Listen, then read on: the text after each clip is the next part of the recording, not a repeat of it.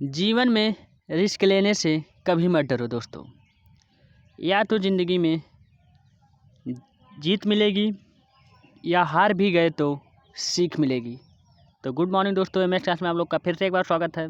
तो चलिए आज की वीडियो में हम लोग पढ़ेंगे दोस्तों, जैसे कि मैं 4 से 5 क्लास करीबन पढ़ा चुका हूँ आपको। तो आज हम लोग पढ़ेंगे हिंदी के समास को। तो ये 6वां क्लास या शायद 5वां क्लास होगा। आपको सही से जो लोग उस वीडियो को नहीं देखें सब कुछ, तो आप लोग जा करके आप लोग जा करके मेरे चैनल को विजिट करके वहाँ देख लीजिएगा दोस्तों। आप लोग को प्लेलिस्ट दिया गया है, कोई दिक्कत कोई प्रॉब्लम नहीं है। तो हम लोग आज समास को पढ़ेंगे, अच्छे से पढ़ेंगे, एकदम बेसिक तरीके से पढ़ेंगे। समास एकदम हलवा है, जान लीजिए, हम ट्रिक के साथ भी पढ़ेंगे, कोई दिक्कत नहीं है। एक बार अगर समास मुझसे आप लोग पढ़ लिए, कभी कोई ऐसा कोई क्वेश्चन ही नहीं है जो आपसे हो ना। चलिए देखते हैं समास को अच्छे से बढ़िया से। तो वीडियो में लास्ट तक बने रहेगा, तभी मज़ा आने वाला है दोस्तों। लास्ट तक एकदम बढ़िया से बने रहिएगा और नोट डाउन ज़रूर करिएगा। 100% गारंटी के साथ मैं कहता हूँ कि आपको समास से कोई दिक्कत नहीं होगा। चलिए देखते हैं। समास शब्द का अर्थ है संक्षेप। समास की सहायता से थोड़े शब्दों में अधिक बात कही जा सकती है, ये समास कहलाता है दोस्तों। जैसे थोड़ी शब्द हो और अधिक बातें उसमें परिवर्तित हो, मतलब कहा जा सकता हो, तो उसी को समास कहते हैं। अब दूसरा है, देखिए इसमें हम लोग परिभाषा को, डिफिनीशन को देख लेते हैं। डिफिनीशन देख लेते हैं। दो अथवा दो से अधिक शब्दों के मिलने पर जो एक नया स्वतंत्र पद बनता है, उसे समस्त पद तथा उस प्रक्रिया को समास कहते हैं दोस्तों। उसे समस्त पद या एक स्वतंत्र पद बनता है, एक अच्छा पद बनता है, मतलब एक अच्छा वर्ड बनता है। यही आपका क्या है, समास है। समास होने पर बीच की विभक्तियों, शब्दों तथा और आदि अवयव को लोप हो जाता है, मतलब उसी में घुल मिल जाते हैं। जैसा राजा का पुत्र, राजपुत्र, गुड़ से युक्त, गुड़युक्त, घोड़े पर सवार, घुड़सवार, ये है आपका समास। ऐसे समास होते हैं। एग्जाम्पल मैं आपको जैसे बता चुका हूँ। अब चलिए अब आगे देखता हूँ। समास रचना में दो शब्द पद होते हैं। पहला पद पूर्व पद और दूसरा पद उत्तर पद, और इन दोनों के समास से बना नया शब्द समस्त पद कहलाता है। देखिए आपको कुछ कहना नहीं, एकदम सिंपल से लैंग्वेज में मैं आपको बता दिया हूँ। कुछ कहना नहीं है आपको, कुछ समझना भी नहीं है, एकदम बढ़िया समझना। खाली एक बार वीडियो को देख लेंगे आप लोग मन से, 10 मिनट आप लोग टाइम दे देंगे तो पूरा समास एकदम क्लियर, कोई भी क्वेश्चन बचेगा नहीं। जैसा दोस्तों राजा का पुत्र, राजपुत्र। अब समस्त पद देख लेते हैं। समास रचना से बने शब्द को समस्त पद कहा जाता है। समास विग्रह को देख लेते हैं। समास रचना से बने शब्द को अलग अलग करने की प्रक्रिया को समास विग्रह कहा जाता है। मतलब विग्रह मतलब समझ गए कि अलग अलग करना। आता है ऐसे क्वेश्चन डायरेक्ट, समास विग्रह करिए, ये करिए, मतलब आपको सही से बताया जाता है। जैसे माता पिता का समास विग्रह होना, माता और पिता हो जाएगा, ऐसे होता है। समास मतलब अलग अलग करना, उसी को एक में जोड़ा रहेगा उसको अलग अलग करना। अब देख लेंगे हम लोग। समास के 6 भेद माने जाते हैं दोस्तों। अब 6 भेद को हम लोग एक एक करके पढ़ेंगे बढ़िया, लेकिन पहले 6 भेद को हम लोग जान लें। समास पहला नंबर है तत्पुरुष समास, नंबर 2 है कर्मधारय समास, नंबर 3 है दोस्तों बहुब्रीहि समास, नंबर 4 है दोस्तों द्वंद्व समास, नंबर 6 है दोस्तों नंबर 5 है दोस्तों द्विविक समास, नंबर 6 है दोस्तों अव्ययभीव समास। ये 6 भेद होते हैं आपके, 6 प्रकार होते हैं। कोई भी पूछ सकता है, डाटा से क्वेश्चन बनते हैं कि समास कितने प्रकार के होते हैं, तो आप लोग बोलेंगे 6 प्रकार के होते हैं। अब कौन कौन से होते हैं, तो इसमें आप लोग को नाम लिखना रहेगा, लेकिन आप लोग को नाम नहीं पूछा जाएगा। ये तत्पुरुष समास है कि कौन सा समास है, ऐसे क्वेश्चन बनता है। क्वेश्चन भी मैं आपको कराऊंगा, बढ़िया से कराऊंगा, कोई दिक्कत नहीं। देखिए इसमें तत्पुरुष समास है, कहा गया है जिस समस्त, अभी इनको हम सब लोग जो है एक एक करके देखेंगे, 6 को सही से देखेंगे और उदाहरण के साथ। तत्पुरुष समास को देखते हैं। पहला नंबर, जिस समस्त पद में उत्तर पद दूसरा प्रधान हो और पहले पद के कारक चिन्ह का लोप हो जाता है, उसे तत्पुरुष समास कहते हैं। मतलब लोप हो जाता है, मतलब उसी में घुल मिल जाता है, उसे हम लोग तत्पुरुष समास कहते हैं। जैसे अभी हम लोग देखेंगे,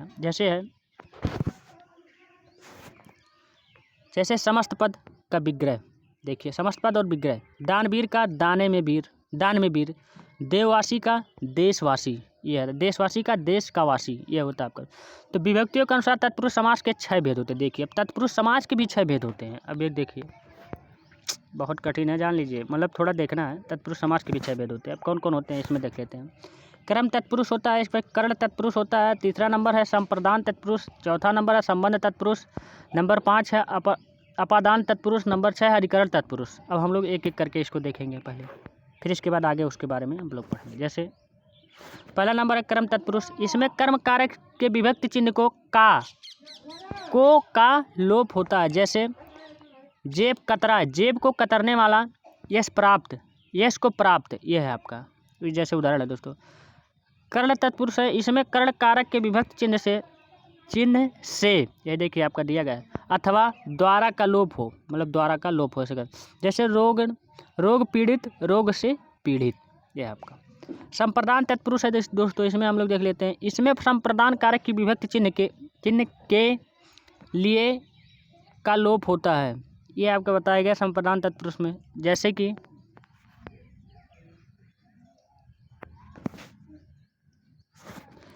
कि विद्यालय, और जैसे इसका मतलब होता है विद्यालय के लिए आलय, मतलब इसका अर्थ होता है आपका, मैं आपको बता दिया हूँ।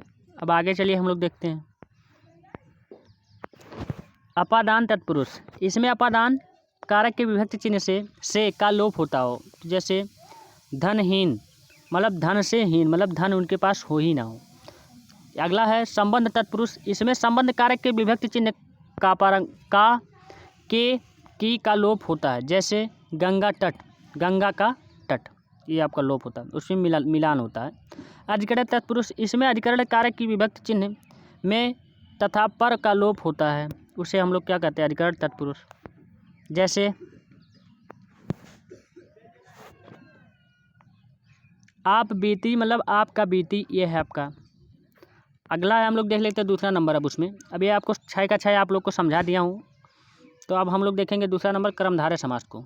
जहाँ पूर्व पद और उत्तर पद में विशेषण विशेष अथवा उपमान उपमेय का संबंध होता है, वहाँ कर्मधारय समास होता है। जैसे कहा गया जहाँ पूर्व पद और उत्तर पद में विशेषण या विशेष अथवा उपमान उपमेय का संबंध होता है, वहाँ आपका कर्मधारय समास होता है। अब जैसे हम लोग देख लेते हैं नील कमल, मतलब नीला है जो कमल है, चंद्रमुखी, चंद्र के समान मुख, दोस्तों ये है आपका कर्मधारय समास।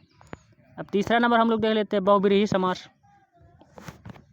जहाँ दोनों पद गौड़ होते हैं और वे एक तीसरे अर्थ का बोध कराते हैं, वहाँ बहुब्रीहि समास होता है। जैसे चंद्रशेखर, चंद्र है शिखर पर जिसके अर्थात शिव विशेष अर्थ है, ये है आपका विशेष अर्थ है, जैसे कि शिव। लंबोदर है, लंबा है उदर जिसका अर्थात गणेश है, विशेष अर्थ है, ये आपका बता दिया गया जैसे डिफिनीशन में ही कि क्या होगा क्या नहीं। आपको एग्जांपल के तौर पे मैं आपको समझा दे रहा हूँ, जहाँ तक है कि आप लोग को समझ में आ रहा होगा, कोई दिक्कत कोई प्रॉब्लम नहीं हो रही होगी। अगला हम लोग देख लेते हैं द्वंद्व समास। जिस समास के दोनों पद प्रधान होते हैं उसे द्वंद्व समास कहते हैं। जैसे माता पिता, माता और पिता एग्जाम्पल है। अब द्विविध समास, इस समास का पहला पद संख्यावाचक विशेषण होता है। जैसे त्रिफला, 3 फलों का समाहार, त्रिभुज, 3 भुजाओं का समाहार, यह है आपका द्विविध समास। अगला हम लोग देख लेते हैं 6 नंबर, ये लास्ट है दोस्तों अव्ययभू समास। जिस समास में प्रथम पूर्व पद अव्यय हो उसे अव्ययभू समास कहते हैं। जैसे प्रतिदिन, दिन, दिन ऐसा यथाशक्ति, शक्ति के अनुसार, ये देखिए ऐसा शक्ति मतलब शक्ति के अनुसार, ये आपका अर्थ दिया गया। प्रतिदिन, दिन, दिन, ये आपका दिया गया। अब मॉडल प्रश्न को हम लोग देख लेते हैं। आप लोग प्रश्न को करिएगा, अच्छे से करिएगा, तो जो नहीं समझ में आएगा मैं आपको बताऊंगा आंसर, लेकिन आप लोग पहले आप लोग करिएगा। दिया गया इसमें निम्नलिखित का समास विग्रह कीजिए और समास के भेद बताइए। तो दोस्तों आप लोग समास के भेद और समास विग्रह जरूर करिएगा। देखिए यहाँ सब इतना ज़्यादा क्वेश्चन दे दिया गया है, तो आप लोग करिएगा। अगर कोई दिक्कत कोई प्रॉब्लम हो रही होगी तो मैं आपको बताऊंगा, कमेंट बॉक्स में कमेंट करके ज़रूर पूछिएगा, मैं आपको बताऊंगा, कोई दिक्कत नहीं है। बाकी ये आप लोग के लिए है प्रश्न, मॉडल पेपर है, मॉडल प्रश्न है, आप लोग के लिए है, इसको आप लोग करेंगे। जैसे यहाँ भी दिया गया, देखिए चतुर्भुज, लोकप्रिय, हिमालय, ये सब दिया गया है। ठीक है, उत्तर भी दे दिया गया है।